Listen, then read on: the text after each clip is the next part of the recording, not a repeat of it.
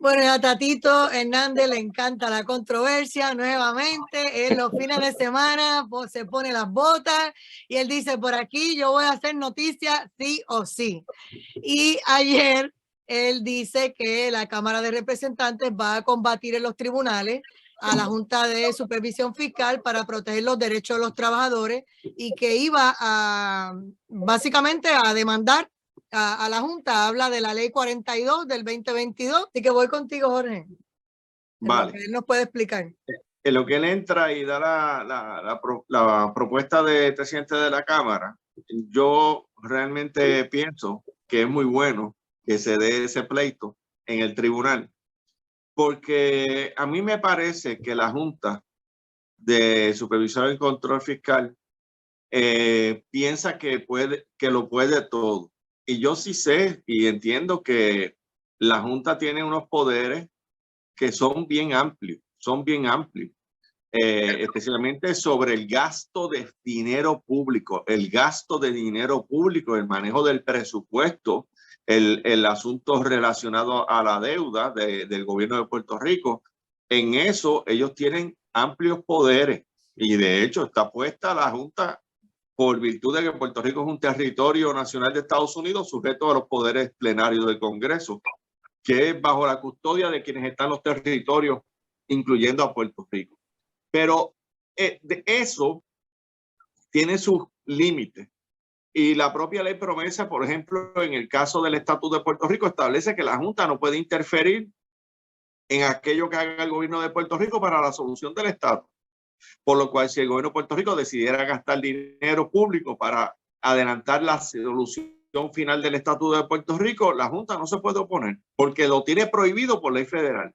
En el caso de la reforma laboral y el acuerdo de cómo se van a manejar los beneficios de los trabajadores en Puerto Rico, en el sector privado, a mí me parece que la Junta tiene el mismo problema que tienen los de la perspectiva de género, los del supremacismo feminista odia hombres, entre otros grupos ideológicos que se creen que la vida tiene que ser así, como ellos dicen, y que el que no esté con ellos está mal.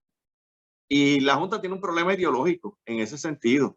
Me alegra mucho que vaya al tribunal y me alegraría más si el tribunal le mete un cocotazo a la Junta y le dice no te metas donde no te toca.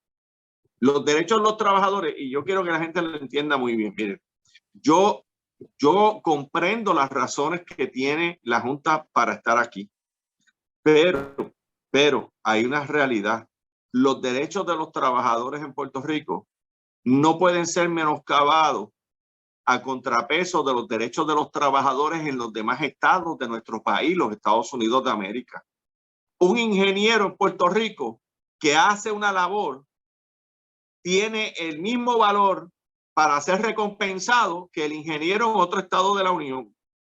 Igual paga por igual trabajo, sea hombre o sea mujer. Si no es ingeniero, si es un obrero de construcción, un albañil, el que dobla varilla, el que sea, el de la línea de producción en una manufacturera, el que sea. Y yo creo que la Junta está extralimitándose de sus poderes en este asunto, por lo cual yo me alegro que vayan al tribunal. Esperaría que el gobernador defienda a la clase trabajadora en Puerto Rico y los derechos de los trabajadores. Puerto Rico no puede ser de ninguna manera un paraíso de mano de obra barata y donde se menoscabe los beneficios, los derechos del que trabaja a contrapeso de lo que se le paga en otros estados de la Unión al que hace las mismas labores. Déjame notificarle a la Jara no somos menos que nadie. Y eso hay que dejárselo claro a la Junta. No somos menos que nadie. Déjame notificarle a la Jara que me llame al representante Jesús Santa Rodríguez, que está teniendo problemas de señal. Mientras tanto, nosotros seguimos y la Jara me avisas cuando ya lo tengas en línea. Gracias. Lo cierto es que esto es un tema que pique y se extiende, Jorge. Correcto. Y entonces... Y te voy a decir algo, mira, sobre Tatito. Tatito, obviamente, no coincidimos en todo. Tatito es demócrata. Yo soy republicano. Ya para empezar, ahí tenemos diferencias. Pero lo que está mal, está mal. Yo creo que la Junta en esto está mal y Tatito tendría razón en defender a los trabajadores y espero que el gobernador haga lo mismo. Y hablando de Tatito, yo quiero hacer un paréntesis en lo que entra el legislador. En los pasados días, durante la manifestación de los grupos separatistas en la calle Fortaleza, esquina del Cristo, abuchearon al presidente del partido separatista, PIP, Juan Dalmau. El video fue más que claro, evidente, el repudio de los allí presentes contra el presidente del partido separatista del PIB. Y no vi los canales de noticias reseñando eso como lo hicieron con el caso de Tatito cuando le hicieron lo que le hicieron, pidiéndole que se fuera de la actividad. A los dos los repudiaron. A Tatito lo divulgaron en la prensa televisiva con esteroides.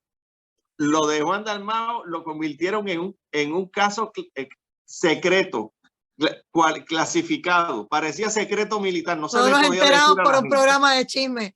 Ya tenemos al representante Jesús Santa Rodríguez vía telefónica. Ahora sí, con relación a este proyecto que pretenden hacer en la Cámara, ¿hacia dónde dirigen ustedes los cañones? Adelante.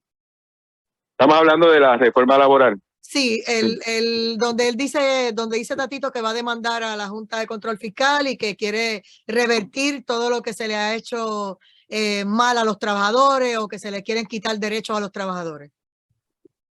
Bueno, más allá de lo que haya dicho, obviamente es un proyecto que surge de Cámara, es un proyecto que tuvo muchos traspiés, mucha negociación en la legislatura.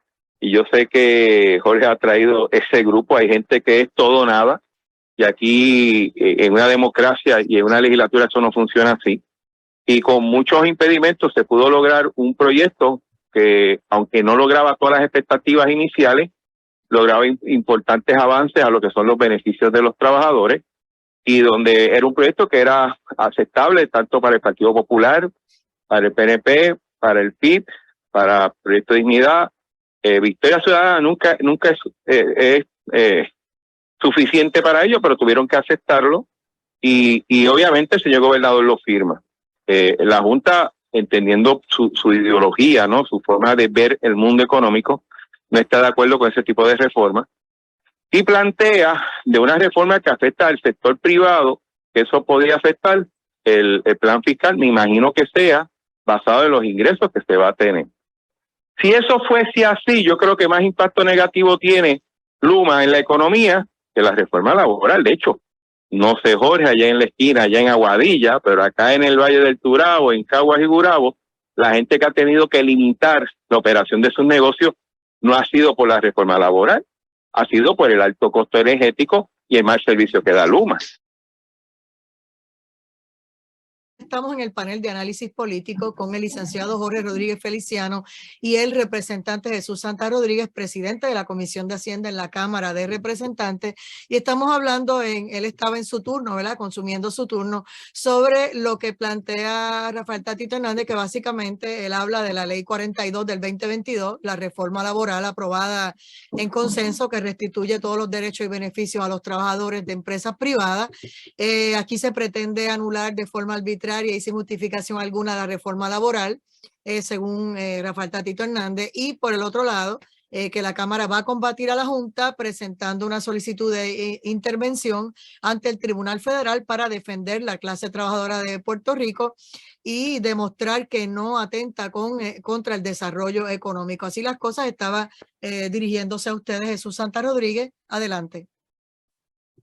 Pues como te iba diciendo, más allá de la defensa que va a hacer la Cámara de este proyecto de reforma laboral, es interesante que, y planteaba al final de mi turno anterior, de que cuando yo he hablado con algunos comerciantes o personas que tienen algún tipo de negocio, cuando hablan de limitar sus operaciones, no lo hace basado en la reforma laboral, lo están haciendo basado en el alto costo energético y en el mal servicio de Luma. O sea que si la Junta realmente entiende que algo pudiera crear un problema para cumplir con el plan fiscal, es el contrato de Luma, el cual lamentablemente, porque honestamente uno no se alegra de esto, pero no están haciendo el trabajo que tienen que hacer.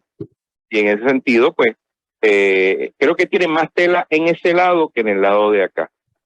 Por otro lado, yo creo que, y esto viene de hace mucho tiempo, yo todavía recuerdo, no sé si yo creo que desde don Luis Aferré para acá, siempre se ha buscado que el trabajador puertorriqueño tenga más beneficios, entendiéndose que en una sociedad que se le puede llamar capitalista, una más justa en la medida que la riqueza que se crea sea repartida de la mejor forma posible, y la mejor forma posible es que la gente que genera la riqueza, que son los trabajadores, tengan los mejores salarios posibles y los mejores beneficios posibles.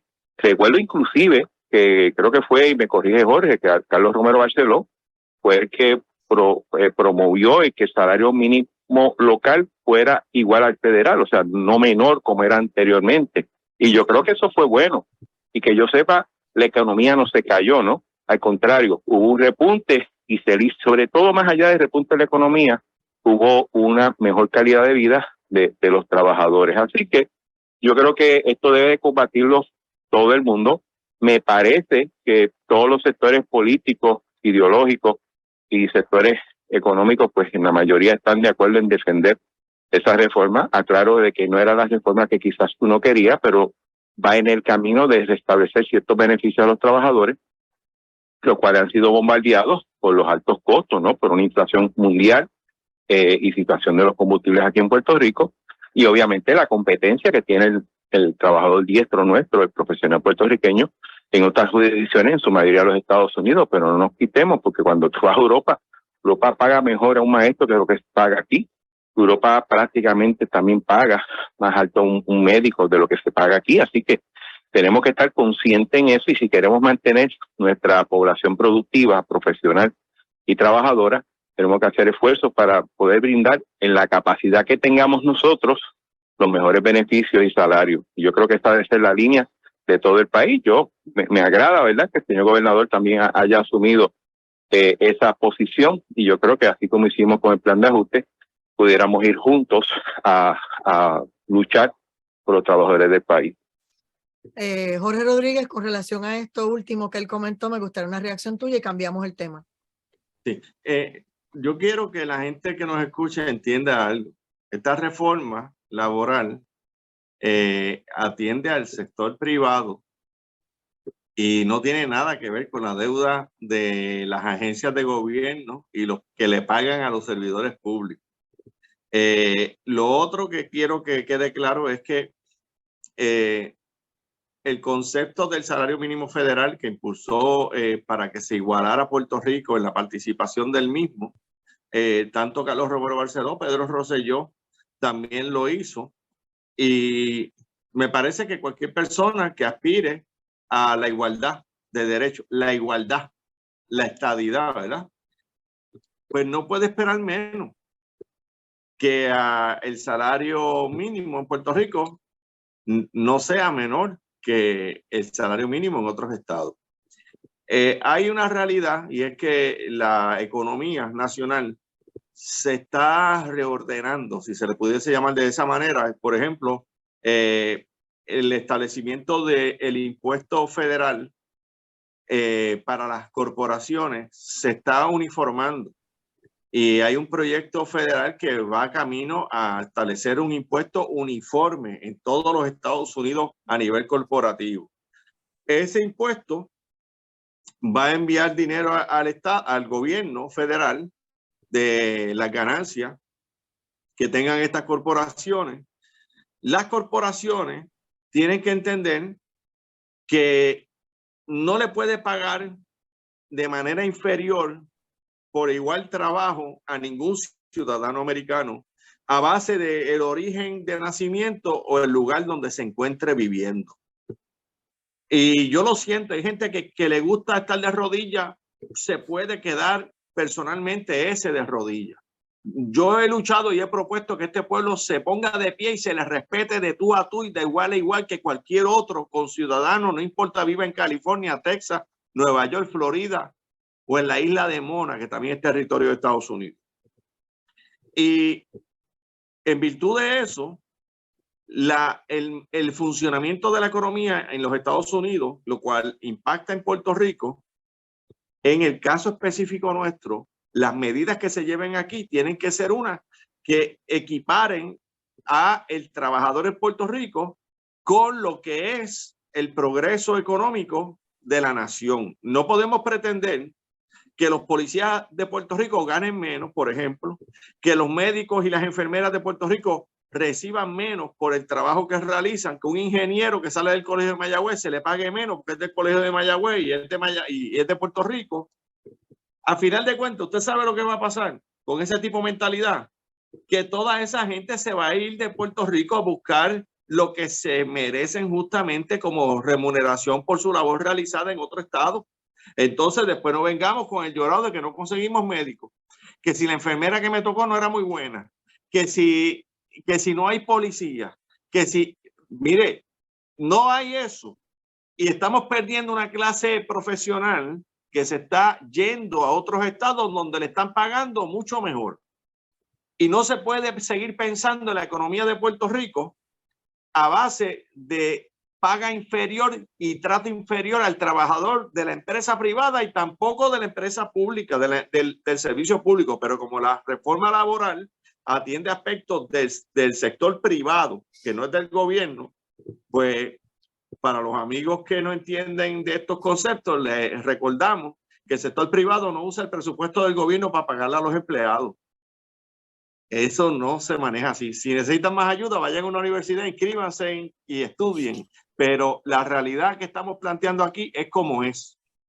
La Junta se está extralimitando en sus poderes y yo me alegro que vaya la Junta a demandar al gobierno para tratar de llevar al piso la reforma laboral, porque en el tribunal va a haber la oportunidad de que la Junta demuestre lo que dice, se reconcilie con su problema existencial e ideológico que tienen algunos allí y a la misma vez se le pongan la tapa al pomo con la prueba en el tribunal, porque desde la Junta hay una reunión de juntas, cualquiera allí resuelve el mundo. Vaya al tribunal y pruebe lo que está diciendo Junta.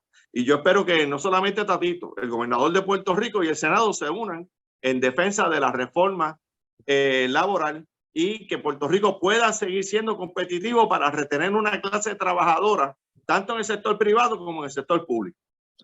Mira, el tema del humo no lo podemos dejar a un lado porque hoy hubo vistas públicas en la Cámara de Representantes y entre otras cosas se habló de que Luma redujo los costos de manejo de vegetación, entiéndase la poda, para cuadrar su presupuesto. O sea, que no entiende que estamos en una isla rodeada de vegetación, el 100 por 35, y eso nos afecta, obviamente, y más para la época de huracanes en la que estamos.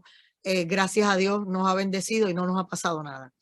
El otro asunto es que desnudan graves fallas de la agencia de fiscalización y la propia APP, la propia autoridad que administra, ¿verdad? Todo esto, dice que Luma no está preparada, no tenía experiencia cuando entró y tampoco ha presentado el plan que se le exige para entonces ellos poderlos evaluar y que lo que tenían era un borrador. Entonces yo me pregunto, por un lado, llevamos semanas, si no meses, hablando de las métricas y que si está cumpliendo métricas o no está cumpliendo, pero entonces hoy tienen que admitir y reconocen que ellos no han terminado ningún documento, que lo que tienen es un borrador. Entonces, ¿dónde es que el señor Fermín Fontanés y otras personas como el gobernador han dicho que sí, que está cumpliendo con las métricas o no está cumpliendo, si ni siquiera las dichosas métricas están en blanco y negro en un documento ya final, firme y aprobado? Y lo otro es que hoy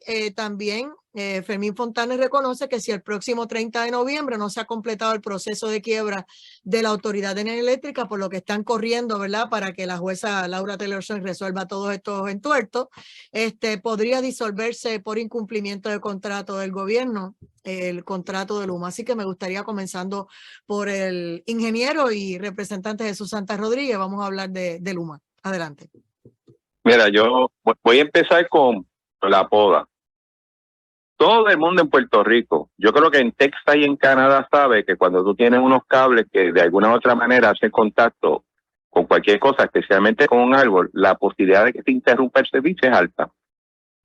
Y que yo sepa, los ingresos de la Corporación de la Autoridad de Energía Eléctrica, y entiéndase Luma, que es parte de su administración, prácticamente a nivel de clientes y todo. Lo único que no administra Luma son las plantas de generación, dependen de vender energía.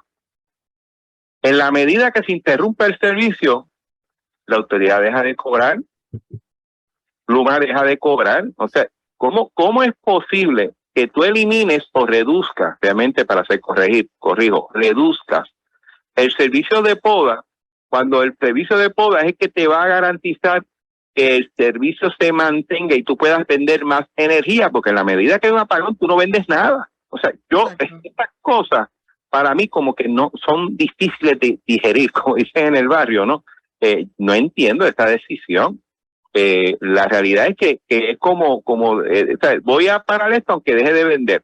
Ese es el gran primer error. Métrica. Yo vengo de casi 20 años en la industria farmacéutica, he estado en distintas entidades, compañías grandes americanas e inglesas, ¿no? Referente a la industria. Desde el día 1 que yo entro a esa industria, a mí me dicen que se espera de mí, porque a los 3 meses, a los 6 meses, al año se me va a evaluar. ¿Cómo es posible que tú pidas un servicio a X o Y entidad y todavía un año después yo no sepa cómo voy a medir su desempeño? O sea, eso no tiene sentido. Realmente, eso es algo que uno piensa que eso solamente ocurre en un cuento de muñequitos. Y a veces se me hace difícil creer que eso esté sucediendo. Porque a toda persona que empieza a trabajar, toda compañía que empieza a trabajar en cualquier sitio, tiene unas expectativas, tiene unas métricas que seguir, y dependiendo si tú las cumples o no, tú sigues con el contrato, lo expandes o se elimina. Y que todavía no esté claro eso, a mí me crea mucha duda. Sobre lo del 30 de noviembre, yo quisiera dejar más al licenciado, a Jorge, trabajar con eso, pero lo que quiero traer, y él me corrige, es que este contrato no es de 15 años, ni se puede hacer de 15 años hasta tanto la autoridad logre un acuerdo de su manejo de deuda. Como al momento que se firme el contrato, o se quería firmar el contrato, ese acuerdo no existía, porque una entidad quebrada sin un acuerdo de deuda no puede hacer un contrato a largo plazo. Lo que se hace es un contrato, un adendum o una enmienda de contrato para hacer lo mismo por 8 meses, esperando que en este periodo de tiempo se logre un acuerdo. La teoría es que si al 30 de noviembre, no hay un acuerdo de deuda. Esto tiene que ser importante, pues si, a mi entender, me corrige Jorge, si hay un acuerdo de deuda, el contrato sigue por 15 años, ¿no? Pero si no lo hay, y basado en que no está cumpliendo Luma con las expectativas por las cuales se contrató, yo creo que el gobernador pudiera tener una salida para ese contrato. Va a depender, obviamente, de la decisión que tome el señor gobernador. Jorge Rodríguez. Bueno, en el caso de la negociación de la deuda de la Autoridad de Energía Eléctrica, que estamos hablando de una buena cantidad de miles de millones de dólares que adeuda la corporación, y que todos los que hacen protestas politiqueras en la calle Fortaleza, esquina del Cristo, ninguno de ellos tiene con qué pagar esa deuda ni resolver el problema de la autoridad. La jueza va a tener que ver en sus méritos los acuerdos de negociación entre las partes para establecer qué porción de la deuda queda eliminada y qué porción de la deuda tendrá que asumirse en un plan de pago. La expectativa es que esto se va a concretar y va a haber el acuerdo. De no haber el acuerdo, que yo pienso con optimismo, y creo que sí lo va a haber. Sí lo va a haber porque le conviene a los acreedores, le conviene al gobierno. Los acreedores quieren cobrar, el gobierno quiere liberarse del problema que hay con esta parte de deuda que no se ha resuelto en la Autoridad de Energía Eléctrica. El contrato con Luma no tiene la vigencia de los 15 años, como bien mencionó el legislador Jesús Santa, pero sí pudiese llegarlo a tener. La expectativa es que esto se resuelva antes de que llegue la hora de tomar la decisión de si se extiende el contrato o se busca otro contratista. A la gente no se le debe de olvidar por qué es que llegó Luma aquí, por qué es que la Junta de Control Fiscal, el gobierno federal que puso y aprobó 13.000 millones para rehacer el sistema eléctrico de Puerto Rico. Trajo empresas privadas para hacer el trabajo porque no confiaba en la UTIER ni la gente que estaba corriendo los trabajos en la Autoridad de Energía Eléctrica. Ese ha sido el argumento que se ha planteado en lo secreto y en lo público. Así las cosas, si ocurriera que Luma no puede continuar, aparecerá otro ente privado y hay un refrán por ahí que nadie sabe para quién trabaja. Pues el presidente de la UTIER y los pasados miembros de esa entidad, que son parte importante, contribuyente a la quiebra de la Autoridad de Energía Eléctrica, porque ellos han sido parte de eso también, puede ser que están trabajando para otra empresa privada que a la larga se quede con el contrato. Si no es Luma, será otro. Pero la UTIER, que no se frote las manos porque no le va a caer en las manos otra vez la confianza del manejo de los asuntos de la energía eléctrica en Puerto Rico, como la tuvieron por tantas décadas, con las consecuencias que el pueblo de Puerto Rico ha sufrido. Desde un récord donde ha habido primeras planas señalando miembros de esa unión participando de sabotaje y tumba de torres de la Autoridad de Energía Eléctrica, reseñado en el vocero, no me lo invento yo. Entre los apagones que se daban cuando Sila Calderón, que nadie se olvide eso, y para ese tiempo no estaba Luma. Obviamente Luma tiene que cumplir con el contrato, tiene que levantar el estándar de calidad de lo que está haciendo, y el pueblo de Puerto Rico está esperando, y el gobernador mismo ha establecido una oficina para fiscalizar el contrato y darle seguimiento a que cumplan con lo que se acordó, lo que se pactó. Y eso veremos. Sobre la poda, obviamente yo concurro con el legislador Jesús Santa, y hay una gran diferencia. Y los que hemos ido yo recuerdo haber transmitido un programa de los míos transitando desde Oklahoma a Texas, y el panorama allá es muy diferente a Puerto Rico. Allá las líneas eléctricas no tienen problema de que se le trepen los bejucos, como aquí pasa.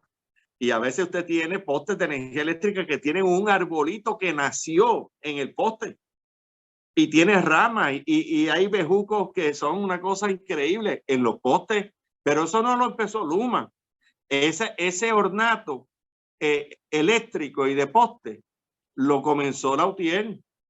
Así que no nos creamos que todos los problemas que tiene ahora el sistema eléctrico de Puerto Rico los trajo Luma, porque la realidad es que la UTIER... Digo, lo que pasa es que, para ser honesta, la UTIER es una unión, pero quien trajo toda la politiquería y todo lo que ha pasado en la autoridad, correcto, son y la UTIER es la unión, unidad apropiada, exclusivos representantes de los que hacen ese trabajo, o los que lo hacían bajo control absoluto por muchas décadas, y que sí, ciertamente, la UTIER es un organismo que tiene un presidente que está al servicio de la Revolución Bolivariana de Venezuela y del separatismo enfermo de odio antiamericano, que es Jaramillo, y eso lo sabemos. Pero Puerto Rico hay que recordárselo para que nadie se le olvide quiénes son, que no todos los de la UTIER son así, lo adjudicamos. Pero también todos los problemas que tiene la autoridad no los trajo Luma. No estoy defendiendo a Luma. Luma tiene que hacer lo que tiene que hacer. Y esperemos que va a pasar en estos próximos meses. Si no lo hace, no va a caer en las manos de la UTIER. Va a venir otra empresa privada, Ada. Yo quisiera que por lo menos el que esté administrando la autoridad, sea ahora mismo es Luma, no tenga un contrato leonino de una manera que todo es para allá y nada para acá. Y de que nosotros tenemos que pagar sus abogados, más entonces los abogados para defendernos de ellos. Hay muchas cosas que podrían estar mejorando, pero en esta guerra estamos nosotros a merced de observar lo que va a pasar, qué va a hacer el tribunal, qué va a hacer la legislatura, representante. Acuérdate que el que paga a los músicos es el que dice cómo se baila, qué es lo que se va a bailar en el baile. Y el que paga a los músicos aquí es el gobierno federal, que es el que está poniendo los chavos. Yo quisiera que fuera así, exacto, que no sean los que están administrando los chavos que entran, los que digan lo que va a hacer, sino que otras personas le digan a ellos, usted está mal, y ahora mismo estamos sin cabeza. La supervisión, por lo menos, tú sabes que es un desastre. Representante, comentario final, que nos fuimos. Nada, yo creo que, mira, por el bien del país, ojalá las cosas corran bien. Yo no soy persona de sacrificar el país por una elección o no. Ahora, si no suceden las cosas como tienen que suceder, hay que tomar acción.